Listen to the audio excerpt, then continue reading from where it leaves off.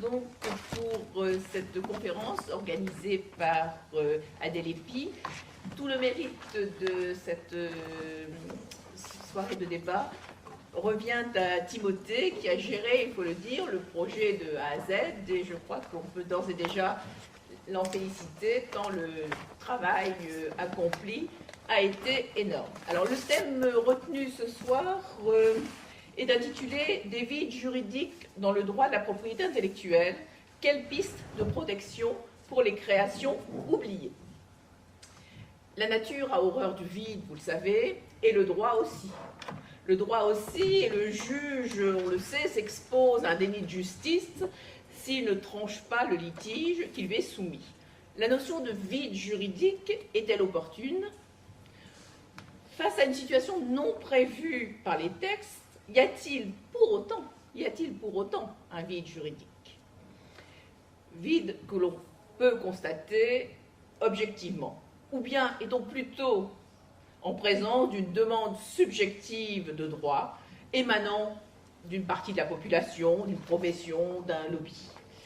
Une demande de droit, aussi légitime soit-elle, implique-t-elle nécessairement l'existence d'un vide juridique, notamment dans le domaine de la propriété intellectuelle, qui a connu un large mouvement d'expansion à partir des années 1980.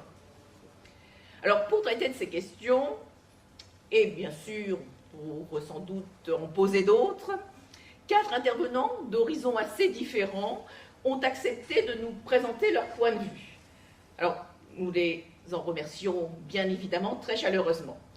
Alors, dans l'ordre d'intervention, nous aurons d'abord donc une intervention de mademoiselle Anne-Marie Oding, qui est doctorante donc, en sociologie du droit à l'université Panthéon-Sorbonne, auteure d'un mémoire consacré au vide juridique et aux besoins de droit. Et donc elle posera les termes du débat en revenant sur la notion de vide juridique et en revenant sur sa résonance en droit de la propriété intellectuelle. Puis interviendra M. François Delumeau, qui nous parlera quant à lui des logiciels. Logiciels pour lesquels la question de la protection s'est posée. Une solution législative a été trouvée en 1985, si on se réfère à la loi, peut-être un peu avant jurisprudence, bien sûr. Et donc, une solution semble, en tout cas des solutions législatives existent. Sont-elles pertinentes? Répondent-elles aux attentes? Je pense que, monsieur, vous nous le direz.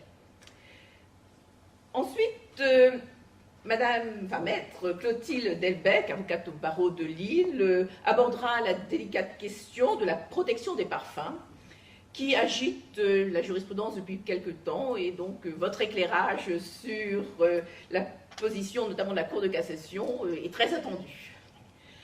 Enfin, Timothée Fringance, doctorant donc en droit de la propriété intellectuelle et présidente d'Adèle-Epi, évoquera, et c'est le sujet de sa thèse, la situation des créations culinaires création culinaire en quête de protection. Et pour animer et présider les débats,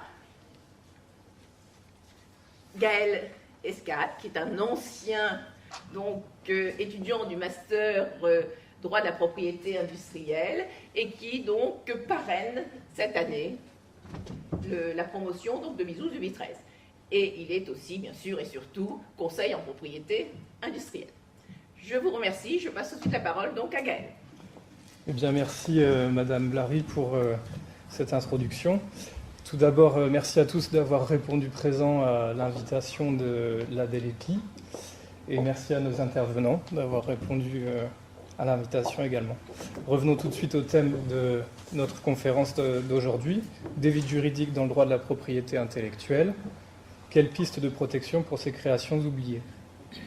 On peut légitimement se poser la question de savoir comment le juriste doit-il apprécier ou se positionner lorsqu'il est confronté à des vides juridiques, et s'il s'agit plutôt d'une menace pour la sécurité juridique, ou s'il s'agit au contraire d'une opportunité pour construire et adapter le droit aux besoins des créations délaissées.